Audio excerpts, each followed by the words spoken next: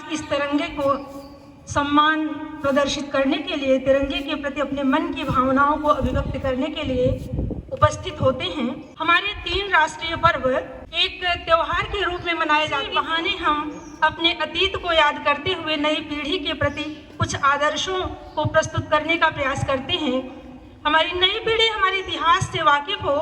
इतने बलिदानों के बाद हमें ये आज़ादी और गणतंत्र मनाने का मौका मिलता है।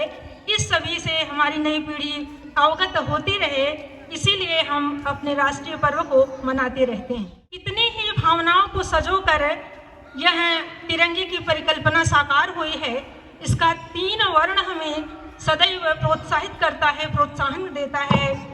हमारा केसरिया रंग शौर्य का प्रतीक है, हमारे अंदर वीरता का संचार करता है। वहीं श्वेत रंग जो है वो शांति का प्रतीक, हमें शांति का संदेश देता हुआ।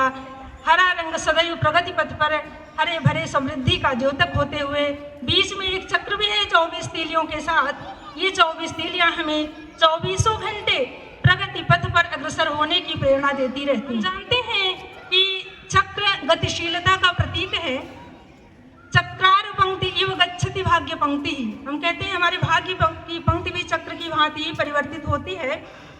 हम निरंतर प्रयासरत रहें, अपने पूरी एबिलिटी के साथ, अपनी संपूर्ण क्षमता के साथ अपनी उन्नति पथ पर अग्रसर हों। इसी संदेश के साथ ये चक्र बीच में स्थापित किया गया है तिरंगे के बीच। हमारा भारतवर्ष स्वयं में, चाहे प्राकृतिक दृष्टि से देखें, सांस्कृतिक दृष्टि से देखें, जिस भी दृष्टि से इस पर दृष्टिपात किया जाए, हम देखते हैं कि सर्वश्रेष्ठ सिद्ध होता है। इसीलिए कहते हैं कि गायन्ति देवा किल गीत कानि धन्यास्तुते भारत भूमि भागे स्वर्गापवर्गास्पद मार्ग भूते भवन्ति भूयः पुरुषः सुरत्वा। देवता भी अपने देवत्व से मनुष्यत्व प्राप्त करना चाहते हैं इस भारत भूमि पे जन्म लेने के लिए। हम अपने नई पीढ़ी के लिए कहते हैं कि तुम तो हे प्रिय बंधु स्वर्ग से सुखद सकल विभवों की आकर धरा शिरोमणि मातृभूमि पर धन्य हुए हो जीवन पाकर। तुम जिसका जल अन्न ग्रहण कर बड़े हुए लेकर जिसकी रज तन रहते कैसे तज दोगे उसको हे वीरों के वंशज। तो वीरों के वंशज के रूप में हम स्थापित हैं। संपूर्ण विश्व हमें विश्वगुरु के रूप में मानता रहा है। अतीत की ओर हम देखते हैं तो वर्तमान में प्रयास करते हैं और भविष्य में वैसा ही स्थापित करने के लिए प्रयत्नशील होते हैं। तो ये हमारा जो भूत, भविष्य और वर्तमान तीनों के बीच लिंक स्थापित करने के लिए बीच में पर्व आते हैं, त्यौहार आते हैं।